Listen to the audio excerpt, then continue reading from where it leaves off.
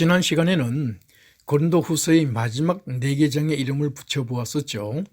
성경책 이름의 약자에 10의 자릿수를 더해서 꼬꼬 닭싸움이 되었습니다. 첫 번째 꼬는 고린도 후서임을 확실히 하는 줄임말이고, 두 번째 꼬의 쌍기역은 10의 자릿수가 1인 장들임을 확실히 하는 자음이죠.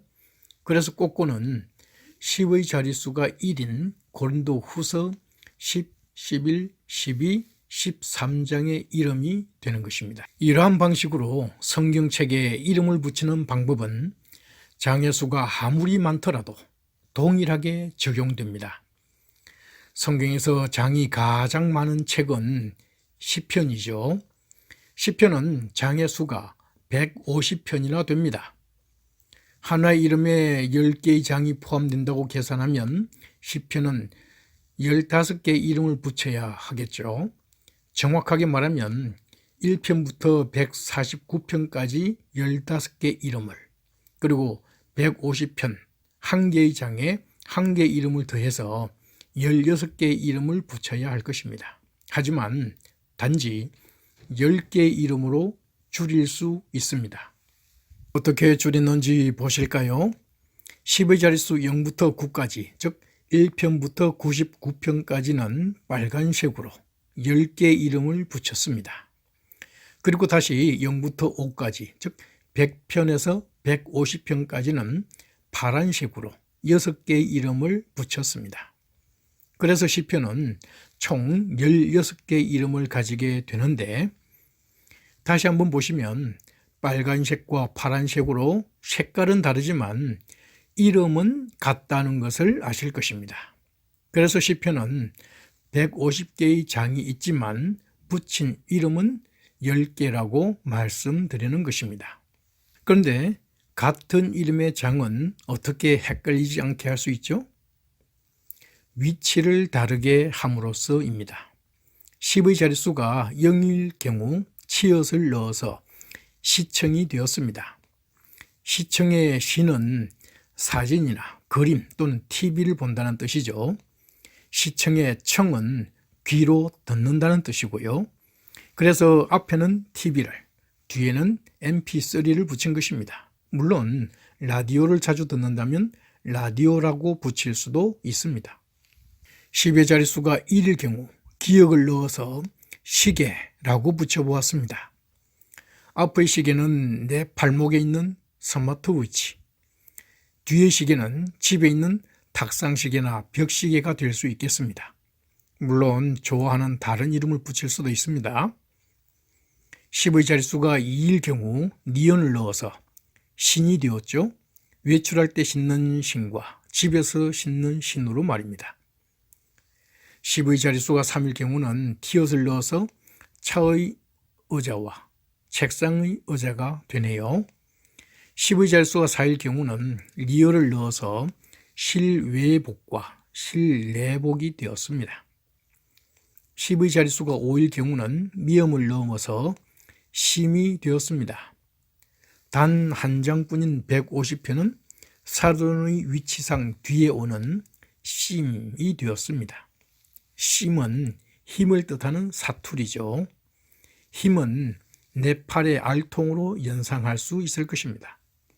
아마 150편을 암송하시는 분들은 1절에서 힘의 창공이라는 표현이 나온다는 사실도 연상이 되실 것입니다. 이처럼 시편은 이름의 위치만 바꾸어주면 단지 10개의 이름으로 150편 전체를 기억할 수 있는 것입니다. 실제로 가능한지 예를 들어 볼까요? 10의 자릿수가 2인 장들을 하나의 이야기로 연결해 보겠습니다. 붙인 책의 이름은 니은이 들어가는 이름인 신이죠. 신발. 앞자리에 있는 20편부터 29편까지는 구두나 운동화 같이 집 밖에서 신는 신발이고, 뒷자리에 있는 120편부터 129편까지는 집 안에서 신는 실내화입니다. 이 실내화 이야기를 해볼까요? 먼저 장들의 제목을 붙여야겠죠. 먼저 120편입니다. 영인 치읓이 들어가는 단어가 보이시죠? 그래서 120편에 붙인 제목은 천막 생활하는 외국인의 갈망입니다. 121편에 붙인 제목은 1. 즉 기억 또는 기억이 들어가는 결코 졸지도 잠들지도 않고 지키심입니다. 122편에 붙인 제목은 2. 즉 니은이 들어가는 늘 내 발이 안전하기를 입니다. 123편에 붙인 제목은 3. 즉 디귿이 들어가는 든 눈으로 바라보다 입니다. 124편에 붙인 제목은 4. 즉 히읗이 들어가는 함께 하지 않으셨다면 입니다. 125편에 붙인 제목은 5. 즉 미음이 들어가는 민, 즉 백성을 둘러싸 보호하시다 입니다. 126편에 붙인 제목은 6. 즉 피읍이 들어가는 포로된 자들을 다시 모으심입니다. 127편에 붙인 제목은 7. 즉 시옷이 들어가는 상속 재산을 세우시다 입니다. 128편에 붙인 제목은 8. 즉 이영이 들어가는 열매를 많이 맺는 포도나무의 번영입니다. 129편에 붙인 제목은 9. 즉 지읒이 들어가는 젊을 때부터 쟁기질 공격하다 입니다. 이제 이야기를 만들 차례죠. 실내화는 천막 생활하는 나 같은 외국인에게는 필수템이죠. 천막 생활하는 나 같은 외국인에게 필수는 결코 졸지도 잠들지도 않는 것입니다.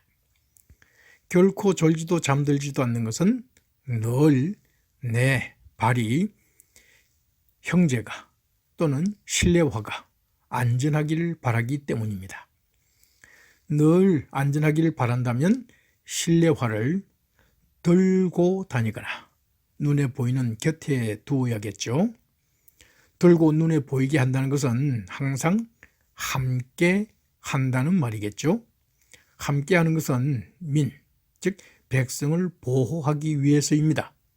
민을 보호하는 이유는 포로가 되기 쉽기 때문이죠. 포로가 된 민은 상속되기도 합니다. 상속된다는 것은 열매를 많이 맺을 수 있다는 뜻이기도 하죠.